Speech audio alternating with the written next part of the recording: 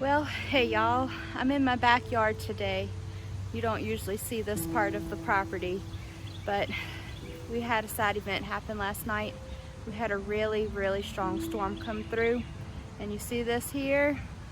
That is part of this big oak tree. The top part of that oak tree has been decimated. It took out part of our fence, and so now we're looking at getting an arborist to come around and assess these other trees that are pretty close to the house.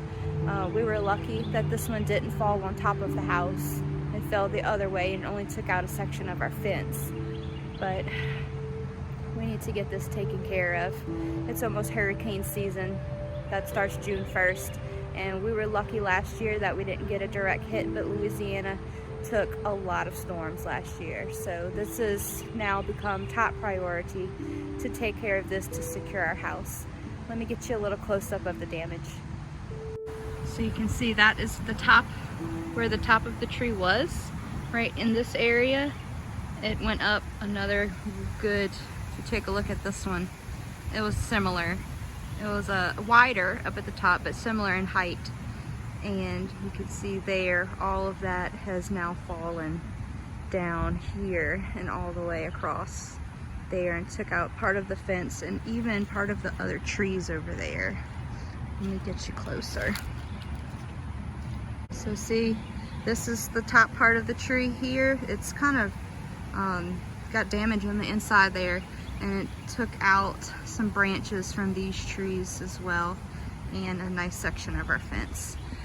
So we'll be working on that, top priority, get this tree hauled out.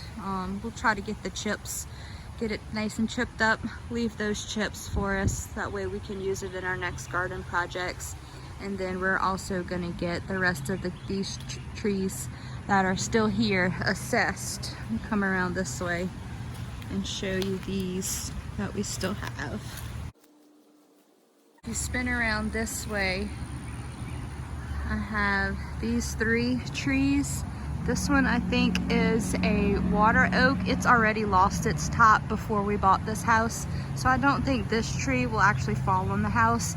This one though, this is another, looks like another white oak.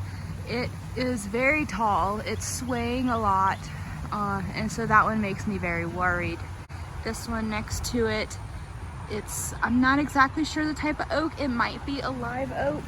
I'm gonna get the arborist to tell me for sure. The leaves look a little bit different. They're smaller leaved, and this tree looks stockier than these other 2. So this one might get to stay. We'll see what the arborist says.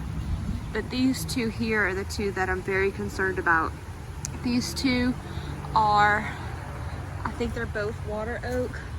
The branches are very close to the house already, and they're very tall. They're 75 years old, probably at least, and that's really just the life expectancy of these trees, unfortunately. And so once it gets to this stage and they're close to the house and they're a danger to the house and its occupants, it's time to get them taken out. So unfortunately, that's what we're looking at now. I'm really sad that it's come to this and that it's time for these trees to go, because I love these trees, but I do love our house more, and of course the people in it. I guess the good news is, you can see back here, we do have this really gorgeous live oak here. This one, really gorgeous live oak. That one will get to stay. I've come around to the front yard now. I'm standing on the street so you can see what we lost. You can see these trees here, how tall they are and how big. This one was bigger. And see here, this is the part that broke. So if you can imagine, all of this canopy and trunk has now fallen this way.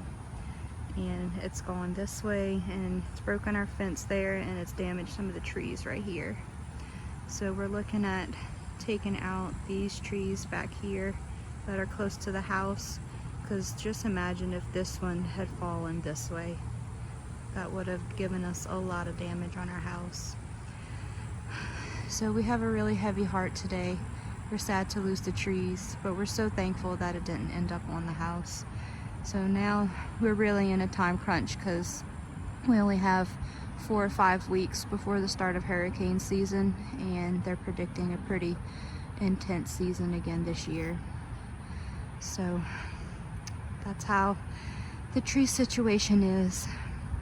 I guess I'll give you a quick update while we're standing here on the bog garden here. Let's go take a walk.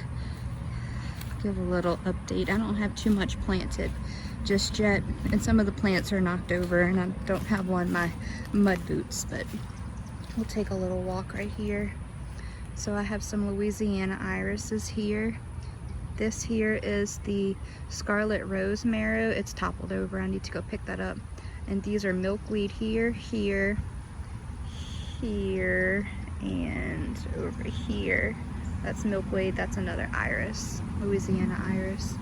So this is what we have in our bog garden for now. This is where the water pools naturally. You can see we had a big storm last night. We have a lot of pooled water. Most of that will drain before this part here will drain. So I need to really plant bog loving plants in this area, and I'm trying to make them as mostly native as possible. They'll do the best. They'll handle the drought conditions once this area dries out come July and August. They'll handle that better, and they'll be beautiful when it rains like this. It's a very pretty area. I'm loving how this is turning out. So at least we have a little bit of beauty with our sadness today. So thank y'all for watching today. I hope next week's episode is going to be a bit happier. I'll see you in the next episode. Bye.